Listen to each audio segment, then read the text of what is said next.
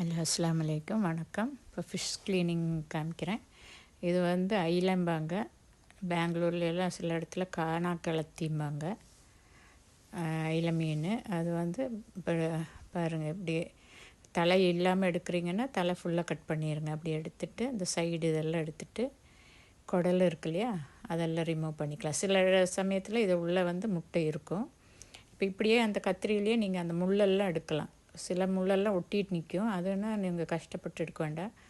சைடில் தெரியுதுன்னா அதெல்லாம் அதில் கட் பண்ணிடுங்க, முள் உள்ளே இருக்கிறது.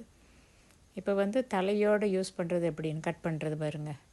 அந்த மூக்குக்கிட்ட கட் பண்ணிவிட்டு அப்புறம் ஒரு பக்கம் கண்ணுக்கிட்ட இந்த சைடும் அந்த சைடு கண்ணுக்கிட்ட கட் பண்ணிடுங்க. கட் பண்ணிவிட்டு அப்படியே அந்த வயிற்றுக்கிட்ட வந்துட்டு அப்படியே இழுத்துட்டிங்கன்னா அந்த இது அங்கே கொஞ்சம் ஒரு கட் பண்ணிவிட்டு அப்படியே இழுத்தா வந்துடும் அந்த குடலெல்லாம். ஓகே, முட்டை இருந்துச்சுன்னா இதில் தெரியும், இதில் முட்டை இல்லை, இது வெறும் வேஸ்டேஜ் தான். அப்படியே அப்புறம் வால் கட் பண்ணிவிட்டு அதுக்கப்புறம் ரெண்டு சைடு அந்த சைடு அந்த ஃபின்ஸ் அந்த இது ரெக்க மாதிரி இருக்குல்ல சின்ன சின்னதாக அது. இப்போ இதில் வந்து முள் இருக்குது சில இடத்துல. இதை இந்த சைடு ஒரு ரெண்டு பக்கமும் இருக்கும் காதுகிட்ட மாதிரி. இந்த சைடு ஒரு இது, அந்த சைடு ஒரு இது, அதையும் கட் பண்ணிடுங்க. அப்புறம் அவ்வளோதான். வயிற்றுக்கிட்ட நல்லா க்ளீன் பண்ணின பிறகு காமிக்கிறேன்.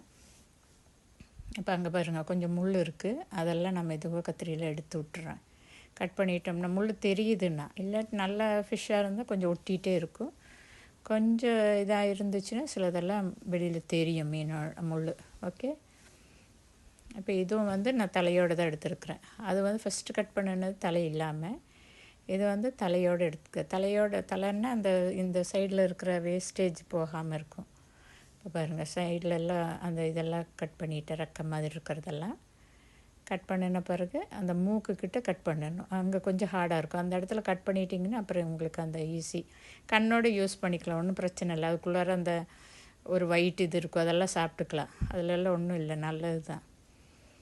அதிலெல்லாம் என்னென்னமோ இது இருக்கும் நம்மளுக்கு தெரியாது, பட் அது நல்லது தான், வேஸ்டேஜ் கிடையாது. கண்ணுக்குள்ளார அந்த சுற்றியில் ஒரு இது மாதிரி இருக்கும், உள்ளே வந்து ஒரு பாசி மாதிரி இருக்கும். நான் அதெல்லாம் சாப்பிடுவேன் எப்போவுமே. பொதுவாகவே சின்னதுலேருந்தே எனக்கு அது ரொம்ப பிடிக்கும். சின்ன கன்று தான், பட் அதனால் அந்த ஒயிட் ஒரு இது மாதிரி இருக்கும், முட்டை மாதிரி உள்ளே ஒரு சின்ன ஒயிட் இது இருக்கும். இங்கே தோல் இந்த மாதிரி சிலாம்பெல்லாம் இருக்காது இந்த மீனுக்கு, ஐலங்கிறனால அதில் ஒன்றும் இல்லை. இப்போ பாருங்கள், க்ளீன் பண்ணிவிட்டு பொரிக்கிறதுக்கு இப்போ நம்ம ஃபுல்லாக பொரிக்கணுன்னா ஃப்ரை பண்ணுறதுக்கு இப்படி பண்ணிக்கலாம், இல்லாட்டி துண்டு போடுறீங்கன்னா இப்படி துண்டும் போட்டுக்கலாம், அது உங்கள் இஷ்டம்.